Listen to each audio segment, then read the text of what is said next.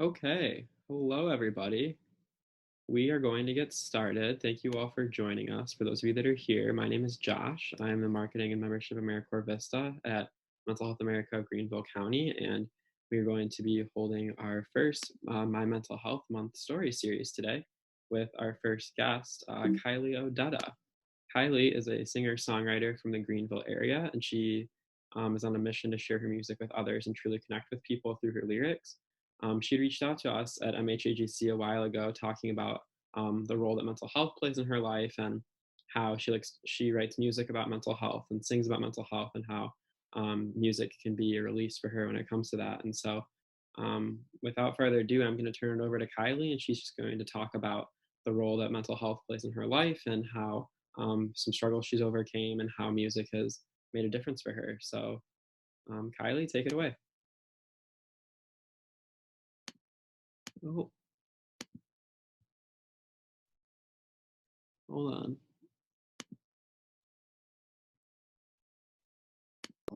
There you go. Sorry about that.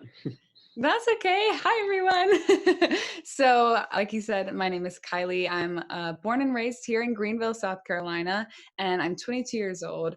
I'm a musician. That's primarily what I do for my life. I write songs, I play shows, I do all of that. But mental health has become increasingly important to me in the past few years. And I think just as I've gotten older and experienced different things, it's become more prevalent and I become more aware of it in my own life as well as my friends and family. And so for me, I started writing music when I was 8 years old. And I very quickly fell in love with music, but I was very shy at the time. So I didn't like to perform. I didn't like to sing in front of people. But I got some courage somehow and performed in my school talent show when I was in the sixth grade. And that is when I realized this is what I want to do for the rest of my life. I just fell in love with performing and with singing and with writing music, even though it terrified me. And so I came off the stage and I told my mom, I said, I want to be a singer. She said, okay, how do we do that? And I was like, I don't know. But I ended up going on to record my first CD at 12 years old. And it was not some fancy process. I was literally in the attic of my dad's friend's house with a little makeshift recording studio set up. That's where I recorded my first few songs. And from there, in eighth grade, actually, I got bullied really heavily for doing music. And so, there kind of things started around then. I guess I was always a very sensitive person, and I still am. But I got bullied for being different, essentially. And just at the time, it was because I was obsessed with music. But I know that people can be hurtful for all kinds of reasons when someone is different than them or they don't understand them. And I think people, specifically, some still don't have a great understanding of mental health and mental illness. And they, maybe point it out as something that's not real or something that's for attention. And that's just not true. And so, I was bullied in eighth grade. I overcame that through the love and support of my parents, honestly, and like one or two close friends. And then I went on to continue playing music. I got to open up for some really awesome artists like Colby Calais, Gavin DeGraw. I went on tour when I was 18, or well, actually, I think I was 16 when I went on my first national tour. I've played shows in England, all kinds of places. And, I still get to do what I love today. But my kind of mental health journey really started a few years ago when I kind of got hit with a really hard bout of anxiety and specifically OCD intrusive thoughts. I had a really terrible breakup. I had some family drama going on, and I was in this kind of transition phase of my life. And I just got overwhelmed and overcome with anxious thoughts. And looking back, realized that I had been experiencing anxiety for a long time, but I didn't know that that's what I was experiencing. And so I had had some different kind of intrusive thoughts when I was younger, and I didn't understand what was happening. I couldn't shake them. I would like weep to my parents. I don't understand what's going on. And they said, it's just a crazy thought. It's just a crazy thought. But later on, as I kind of came into this even bigger season as an adult, I ended up seeing a therapist. I went through many different ways of trying to overcome it, and she's the one who really helped give me vocabulary to express what I was feeling and what was going on inside of me. And so through that, I had been doing music my whole life pretty much. But when that really took over my mind for a period of time, I felt like I couldn't write. I felt like I couldn't perform. I lost a lot of my confidence. I lost a lot of my identity, my personality. And I found myself one day sitting outside of a restaurant on the side of a parking lot. My family was inside and I had driven there to meet them to have lunch. And I just could not even, I sat down on the curb because I could not get up and go have a conversation with them. I couldn't fake it anymore. I just felt so numb because I had been battling this in my mind on my own for so long. And I hadn't talked to anybody about it. And so, they come outside, they're like, what's taking you so long? It had been 30, 45 minutes. And I just started crying and saying, I can't do it anymore. I can't do it anymore. I can't go on like this. And they were like, what are you talking about? What's going on?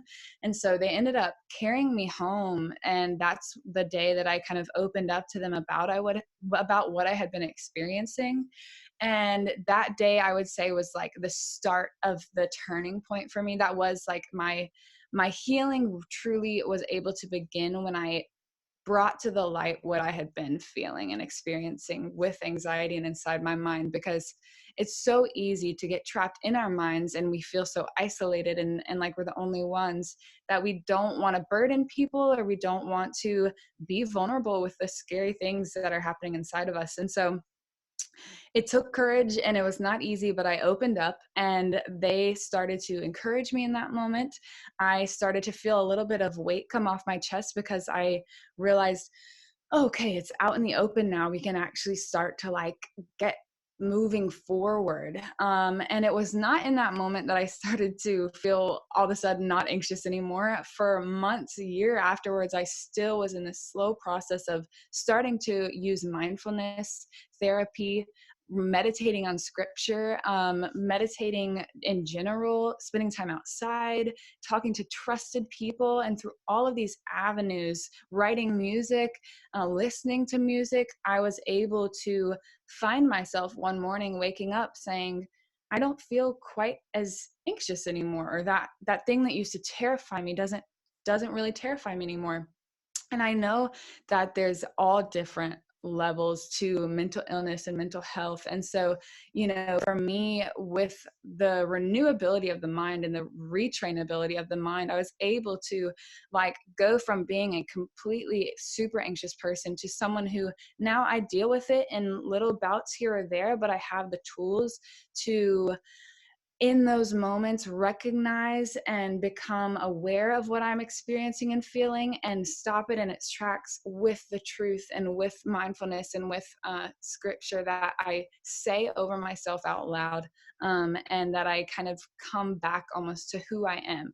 And so a lot of my journey was in taking thoughts that came into my mind, and instead of giving them power, meaning that I attached very deep meaning to every thought I had to learn how to let thoughts come in and accept them, and not that they were true, but that they were real, that I had to acknowledge that these thoughts are coming into my head, and I had to acknowledge them. And then I had to say, okay, but I'm detaching my emotions from this thought in this moment. It doesn't have to scare me. Not all thoughts are equal. Not all thoughts are true. And so if it didn't line up with what God was saying about me and what I knew to be true about myself, then I wasn't going to keep it. And so I started that process of detaching myself from thoughts and taking away the power that they had. And so I would accept them, welcome them, acknowledge you're probably going to pop into my head, but when you do, I'm not going to fear you like I have been. I'm not going to attach meaning to you necessarily. I'm going to let you come. I'm going to say hello to you, and then I'm going to wave goodbye to you. And so that's one of the ways that I really started to overcome anxiety, was by, instead of trying so hard to figure out, why am I having this thought? What does this mean about me? All these things. I instead was saying, you know what? I'm not gonna try so hard to not think about you. I'm going to say hello to you. I'm going to say goodbye to you. And then I'm going to do something that kind of distracts me or jumps me back into the real life right in front of me.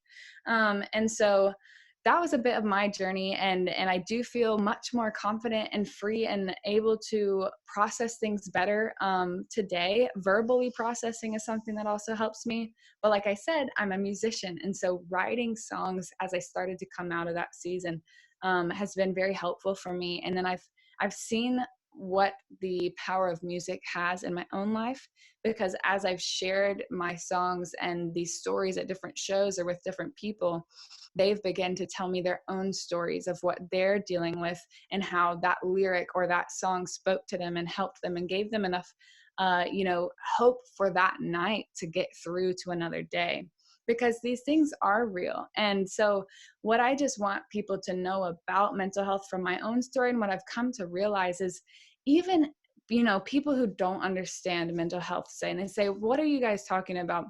Mental health is just as real and valid as taking care of our physical health. And so say somebody is talking to you, or you maybe have this perspective of that it's seeking attention or it's in your head, it's not real. There's some reason, even if somebody was, say, seeking attention, which is not the case in most cases, even if that was the case, there's a reason that person is seeking attention. There's some lack, there's some hurt, there's some past experience that's causing them to feel the way they're feeling. And there's also chemical imbalances in our body. Life is complex, humans are complex. And so what I would say to you, if you're experiencing mental illness, is that, like, you are very validated in your experience, and we believe you, we trust you, and we want to see you free from having to be overcome by this every day, or have it label you or define you for your life. That's another big thing I felt like when I was really in the depths of dealing with my anxiety. People were starting to identify me as a person with anxiety, or an anxious person. And I thought, I don't want this to be the thing that labels me for my life. And it doesn't get to. Even if you have been clinically diagnosed with something.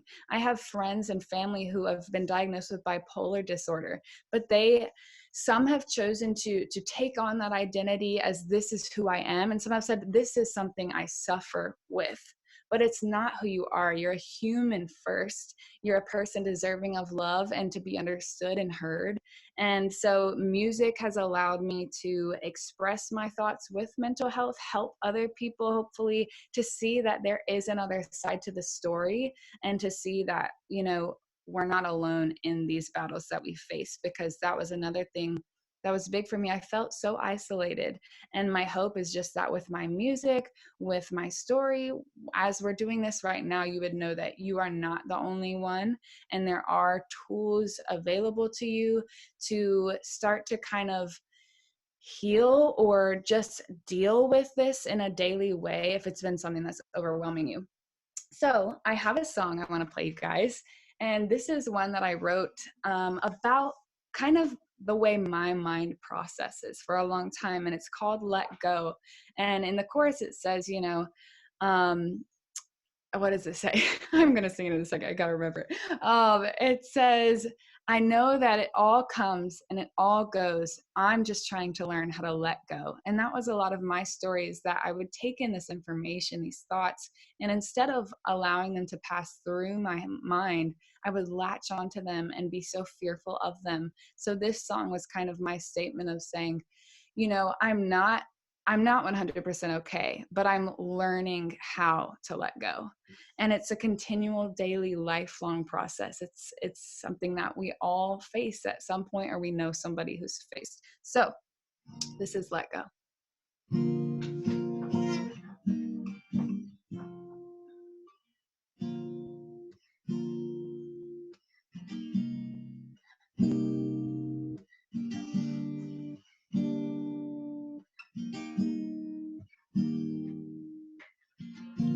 You think I've taken a trip around the sun? If you spent one day in the head I've been given, you'll find me spinning, but won't see me dance. You'll catch me grinning, but I'm in a trance. Yeah, I know that it all comes and it all goes. I'm just trying to learn how to let go. Ooh, yeah, I know that it all comes and it all goes. I'm just trying to learn how to let go. It's something that's bigger than my understanding. I just can't fathom shaking hands with my memories. But I'm on a steep flight to heavenly realms. I'm leaving my checked bags. There's no room for fear now. Yeah, I know that it all comes and it all goes. I'm just trying to learn how to let go. Oh, yeah, I know that it all comes and it all goes. I'm just trying to learn how to let go. It doesn't make sense, the world that we live in. It's beautiful and dark. It's wonderful and hard. It doesn't make sense, the life that you live, the love that you give is so beautiful. And I don't deserve it at all. But you let me in so I could let go. You set me free so that I could know just why I am the way I am. Yeah, I know that it all comes and it all goes. I'm just trying to learn how to let go. Oh, yeah, I know that it all comes and it all goes. I'm just trying to learn how to let go. Oh, oh, oh, mm.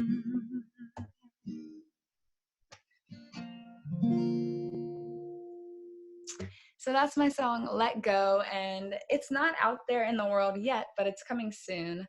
But I do have a new EP that is based off of all of my experiences with anxiety and overcoming them and seeing the light in the darkness, and how, we have to be vulnerable, and sometimes that's scary, but there's beauty on the other side of a lot of these things that we experience that are difficult. So you guys can check that out online. It's called Roots and Petals. But yeah, that's a little bit about my story. So thank you guys for listening. Yeah, Josh, what do we got next? Yes. So find my. There we go. So thank you, Kylie. That was beautiful. We appreciate that you for Thanks. coming on. And so now we're going to open up to a brief Q&A. If anybody would like to ask a question, all you have to do is send me, the Mental Health America of Greenville County, a quick message, and I'll pass it along to Kylie, and we can do that for a little bit. And I wanted to ask you I know you and I were talking before everybody else joined, about how people are managing during this really like uncertain and weird time. And I was just wondering if you could share with people, how you've been trying to keep yourself in a good place of mind during a time that is quite scary right now. Yeah. So a couple things I've been doing. One is spending time in nature if I'm able. I know not everybody lives in a place where, we can go outside or we have a backyard or something to go into, but I do have a dog. And so we've been going on walks, and that's been so helpful just to spend a little time in the sunshine. Nature always kind of helps me. I've also been, spending a lot of time in my relationship with God. That's something that really personally helps me. And I basically, I kind of spend time reading a little bit of scriptures, listening to worship music, praying and journaling and writing out my thoughts and what I'm feeling. And that is something that really helps me too. I have been FaceTiming a lot of friends and family. That's been amazing to get to catch up with, people that are regularly in my life, but also it's kind of actually allowed me to think of and to talk to people that I don't get to see often, even when things are normal. And I feel like I've been able to communicate with people honestly a lot better because I've had the time. And so just talking with friends and family has been really, really awesome. And doing yoga and exercising and meditating, that's something that just physically and mentally helps me stay calm and recenter and, have a positive outlook on everything that's going on. Awesome. Another question we got was, for those people that aren't really into arts or don't consider themselves like musically inclined, what would you say to people that are maybe looking to like use art, music as an outlet, for their mental health? Yeah. Oh my gosh. I think there's kind of this idea that to write music or write a poem or write a song, you have to be an artist or a very creative person. And I personally believe that all people, whether you're an artist or not, you are a creative person.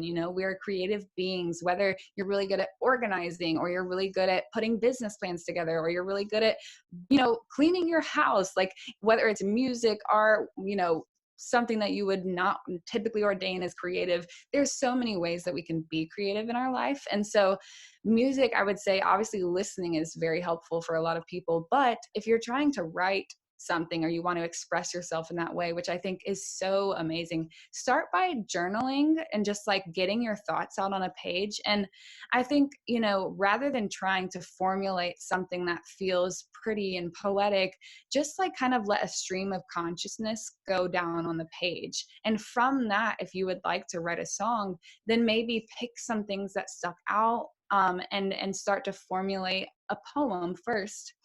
And just make it fun, like, or rhyme, or do something, basically takes whatever it is you're feeling on the inside, get it out on paper in like a big blah moment first, self-reflection, like just get it on the page. Don't worry about it being pretty. And then from there, maybe further refine, if you're trying to actually formulate a song. But then when it comes to art in general, like painting and drawing, that is something that does help, because I did that a lot and I still do that a lot. It's something for me that, again, it doesn't have to be this beautiful picture. You don't have to be an artist to enjoy making art.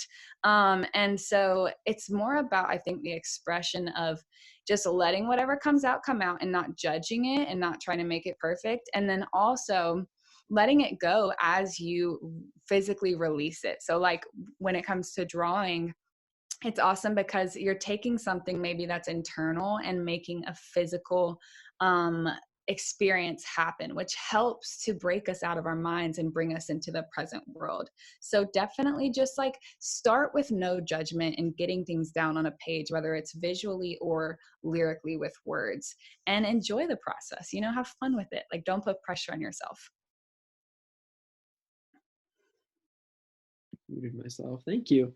And then one more question for you. Have you ever had anybody come up to you after a show or a performance after you've sang a song, just in general, really, or about mental health, and that message kind of resonated with them and with you? And how do you react when somebody has a reaction to some of your music? Yes, so I've actually had multiple experiences where that has happened, and I always feel so honored that my song or story has touched somebody, and I feel so grateful that it's given them courage or hope or just connection in that moment. A couple of two that specifically come to mind. One was I was playing a show, and a girl, afterwards she came up to me and she just said she loved the show and da da da. But later on, she messaged me and she was like, "Hey, I just wanted to let you know that the song you played," and it was actually Roots and Petals, which is off my new CD. And this was 2 years ago. I've had that song for a while, but I just never put it out. But she said that song really spoke to me in that it basically spoke exactly to what I was feeling. And then it gave me the courage to take back control over my mind and my fear that night. And she ended up going to this another music venue that her ex-boyfriend was going to be playing a show at, and his band was there, and she was friends with all the band, but she hadn't been able to go because he was dating somebody new. And that song, she said she had been so in her head and so fearful of seeing him again because she didn't want to experience that rush of emotions. But that song gave her the courage to go and enjoy the night with her friends. And when she saw him with his new girlfriend, it didn't affect her quite as deeply in it. And she felt courageous. She felt strong in that moment. And she said that it was specifically sparked by that song I sang that night. And so that just like made me feel so happy that she was able to overcome one of her fears in that moment, that night, because of a song that I played. And so I just feel like humbled and honored and excited that people are going to, I feel I'm humbled, honored, and excited, but also I feel heartbroken that we have to experience these things, but hopeful that music does heal and sharing our stories with each other does heal. So it's a really special thing. Thank you. And our last question. So we're going to be putting up this video recording of this on our website, and Mental Health America serves the state with its National Suicide Prevention Lifeline. And so what would you want to say to somebody who is watching this who might be feeling helpless or alone and thinking about calling and reaching out for help? Yeah, so I would say please hang in there. There's a line in my song. It says, "When I fight, I know that I can't lose." I believe that we have won the battle already because Jesus died on the cross for us. He rose from the grave, and we are able to overcome anything in this life. So hang in another day and get to somebody that you can talk to, who can who can help you process what's going on. But most importantly, know that your life is worth living, and there are beautiful things ahead of you in your future. There's people who love you. There's so many amazing experiences to be had. And I just really hope that you would hang in there, because I've been there. I literally had the exact thought, I don't want to live anymore if this is how my mind is going to be. And now I'm on the other side, and I'm so thankful that I hung in there, because there's been so many beautiful experiences, and it's been worth it to stay in the game after that night. So I've been there. I know the depth of that pain, but I know the beauty and the life that's still left to be lived. So please, please just stay with us and stay fighting, and let's get you the help that you need, because it is available, and there are people who love you and who want to help you overcome this. Keep muting myself. Thank you so much, Kylie. I appreciate it. I'm going to turn it over now to our Director of Community Engagement, Susan Hare. And for those of you on the call who may not be familiar with what Mental Health America does, she's just going to share us real briefly an overview of our organization, and if you want to get involved, just like Kylie has, and helping us spread our message and encourage others to be involved. So without further ado, Susan, why don't you take it away? Wonderful. Good afternoon, everyone. Can everyone hear me? Okay, wonderful. Well, first of all, I want to thank everybody for joining us for our first ever call today. And I truly want to thank Kylie. Your story is so incredibly inspiring. Throughout what you shared today, throughout your incredible performance, you really hit on so much of what we hear every single day on the crisis line and the National Suicide Prevention Lifeline. One thing that you said just a few minutes ago truly resonated with me, and I'm sure so many people watching this today. You talked about how sharing your story does heal. The Mental Health America logo includes a bell. And the reason it has that bell is that we do believe, all of the individuals with the national organization and the affiliates believe, that we can ring out hope and healing. And your story today, this session today, really does ring out that hope to everyone in our community and across the state. So thank you so much for everything that you're doing. As Josh shared, we are going to fly through what we do at Mental Health America of Greenville County. I promise to only keep you for about 10 minutes, so I am going to fly through these slides. please know that for those of you who are new to our organization, we want you involved. So we hope that this is only the first step. After our conversation today, please reach out. We're going to share a lot of information, including our website, as well as email addresses, and would love to hear from you and continue this conversation. So what is Mental Health America? So national mental health, we know, is a tremendous problem. In fact, 1 out of 5 of us at any given time of us adults are struggling with a mental health condition at that moment.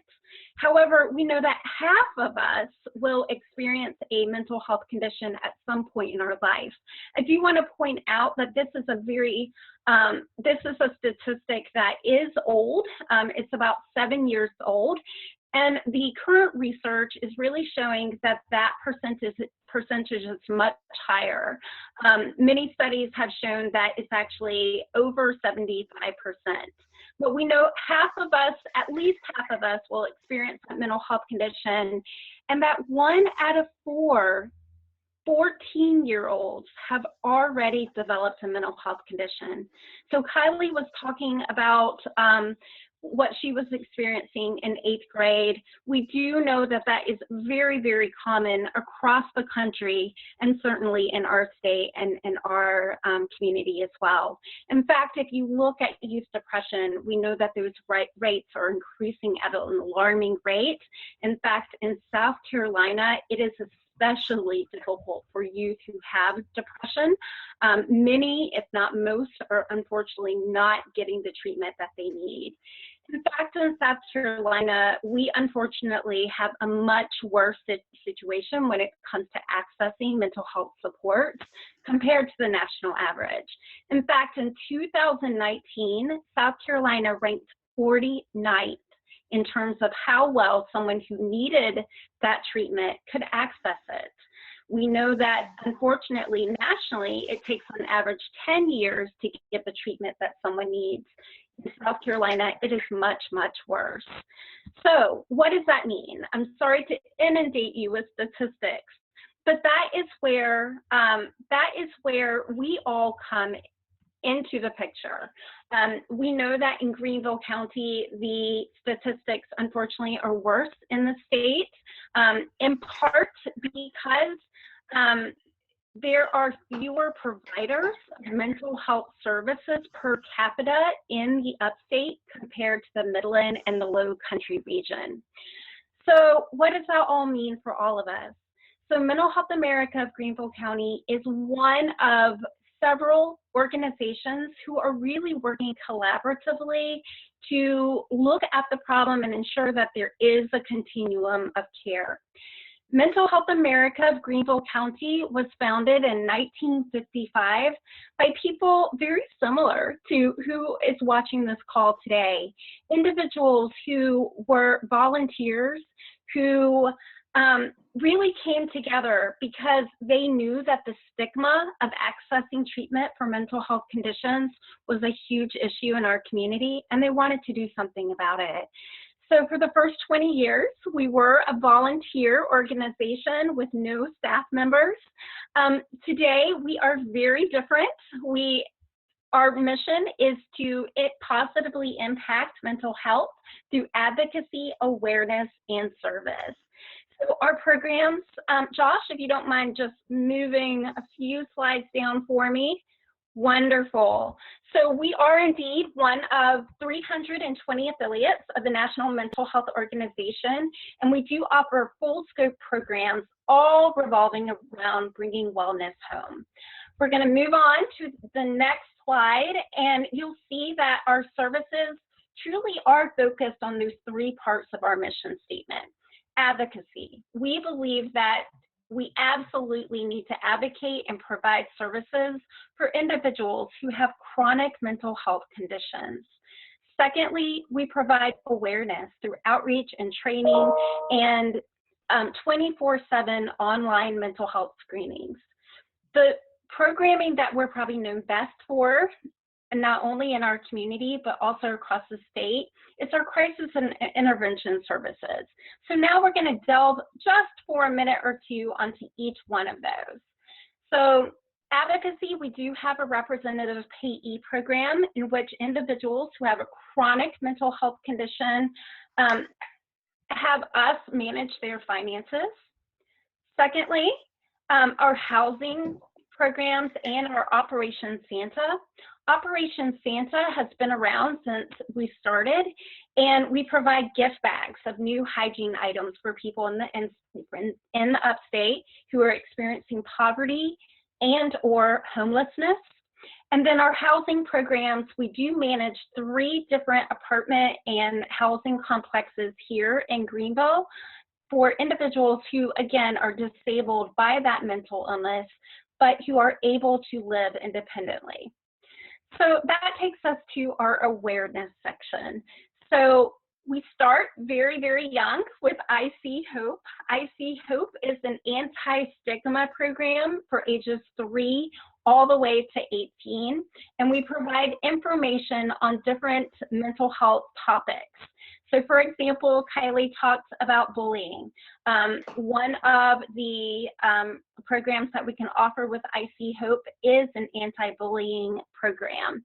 We believe that by starting at a very young age, we can help curb that stigma that prevents people from getting the help that they need. Secondly, and Josh, if you don't mind just going to the next slide for me. Great. Our Question, Persuade, Refer program is a suicide prevention program. It takes about an hour, and we provide it to preteens and teens as well as adult populations in our community. Just like with CPR, where people who are non-professionals are being trained on life-saving techniques, the same is true with QPR. We train people on questioning, persuading, and referring individuals who are expressing characteristics and feelings of suicide ideation. Next, you'll see that we do have that 24/7 mental health screening available. That tool is available on the mhagc.org website, and there are a variety of different mental health screenings. Each screening is not meant to be diagnostic, but rather after about 3 to 4 minutes, the person is receiving information about whether that particular set of symptoms that they're experiencing is at a level in which a professional needs to be contacted. Next, you'll see that we do, Next, we do have a speakers bureau on a variety of different mental health topics. Each year in our community, we go out and provide outreach and education topics and presentations to thousands of preteens, teens, and adults in our community. Next, we are going to move on to Teens for Hope. Teens for Hope is a Greenville County Behavioral Health Teen Advisory Board in which leaders, teen leaders of high schools come together each month to learn about a mental health topic. It is teen-led. Teens decide which topics they want to learn about and to learn action items that they can take back to their school communities. And now we are going to move on to our Crisis Intervention Services programming. So moving along, we have been providing Crisis Intervention Services program for about 30 years, and we started with Crisis Line. Crisis Line and National Lifeline Suicide Prevention Lifeline is a 24-hour, 7-day-a-week service. We are there for anyone at any time for any reason. Our volunteers, staff, and AmeriCorps members are trained with over 45 hours of classroom or online training before they have an additional about 20 hours of mentoring before they're ready to go on the phone. Every volunteer and staff member is trained on non-judgmental active listening, how to give resources to individuals, and crisis intervention if that caller is expressing suicide or homicidal ideation. Next, you'll see is our National Suicide Prevention Lifeline. We provide those same services, but we are now answering calls from any South Carolina area code who is calling that 273 TALK number. Again, we are there for anyone at any time for any reason. Next, you'll see our 24-hour teen line. Teen line as well offers that non-judgmental active listening, that crisis intervention and information and referrals to local, state, and national resources. We truly believe and know that teens need to reach out to other teens. In fact, the research shows us that teens who are expressing suicidal ideation are far less likely to reach out to an adult, but rather are reaching out to peers, which is why that Teens for Hope, QPR, and Teen Line service package is so important. So Teen Line and Crisis Line are available not only by phone. In this particular case, our Teen Line can be reached at 467-TEEN with the 864 area code, but they're also available by online chat and by text. And now we're going to move on to our reassurance line. This is a warm line service in which individuals who have a mental health condition are hired as staff members, trained with much of the same training that we train our crisis line and lifeline volunteers. And they make those calls throughout the day and sometimes throughout the evening and night to other individuals who have a chronic mental health condition. Those calls are meant to be daily supports, everything from wake-up calls to medication reminders and conversation calls. So we're next going to move on to our survivors. Oh, sorry. We're going to skip over this slide and we're going to go to our survivors of suicide loss. Again, this is a support group for individuals who have lost a loved one to suicide.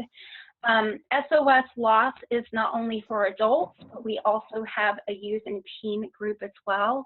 Each group is facilitated by trained survivors.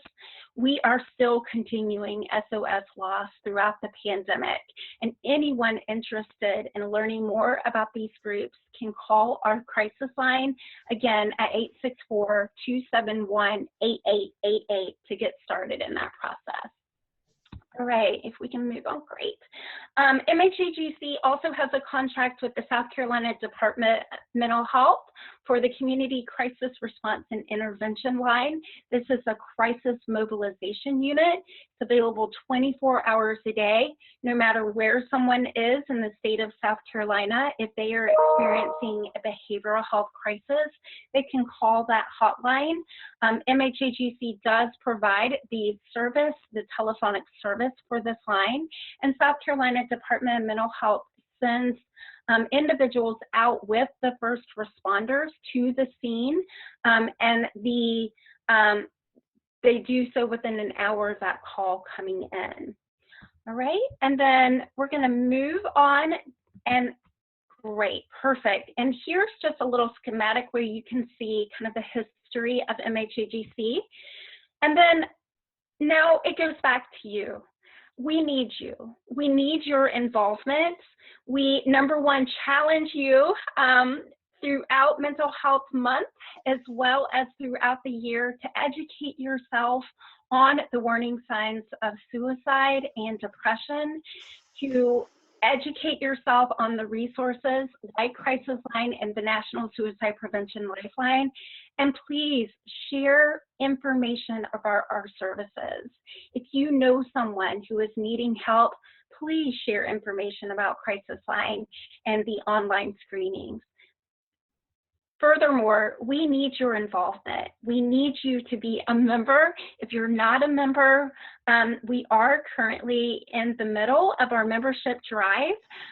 We need volunteers on our Crisis Line and National Suicide Prevention Lifeline. Again, this is a large commitment. We do say that first and foremost. Volunteers, again, receive about 65 hours of training including classroom or online, as well as that mentoring. And therefore, we do ask for a 1-year commitment of about 3 to 4 hours a week.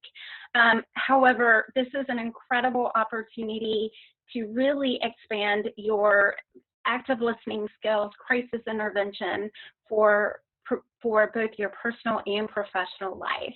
If you are interested in learning more, please reach out to us at volunteer@mhagc.org.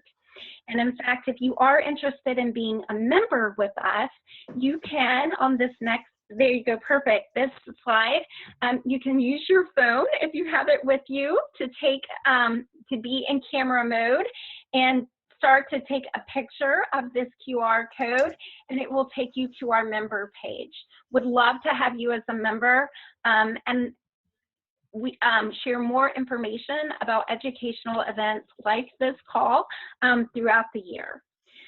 All right, so now I am going to turn it over to Josh. Again, thank you so much for being with us today. Okay, thank you so much, Susan. All right, and that pretty much wraps it up for us here. I am going to pull up one more thing if I can. But while I do that, Kylie, why don't you share with everybody how they can find you, both on social media, your website, where they can get your music, however it is that they can reach you. Yeah. Well, first of all, I just want to say, wow, thank you guys for all that you do for the country, for the state, and for Greenville, and just for people in general. Thank you for caring. Thank you for having so many amazing programs. I personally cannot wait to get more involved. This is such important work that you guys are doing. So thank you. If you guys who are watching want to find more of my music or, connect with me online, I'm on Spotify, Instagram, Facebook, iTunes, all those things. But to find all of those links, you can go to my website, which is just KylieOdetta.com, KylieOdetta.com. But yeah, please, I'm on YouTube. Connect with me in any of those ways. You can just Google Kylie Odetta. You'll probably find whatever you need to find.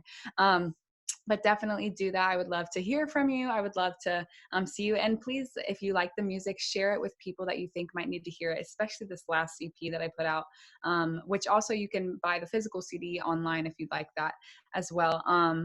It's just, it's important that we share our stories like we've talked about this whole time. And I hope that this music continues to help you heal and process and become more aware of these mental health conversations that need to be had. So thank you guys for having me today. It's been so amazing. All right. Thank you, Kylie. And I just wanted to finish up with ways you can find us here at Mental Health America of Greenville County. There are ways to get involved, whether it's a donation, volunteering, or becoming a member.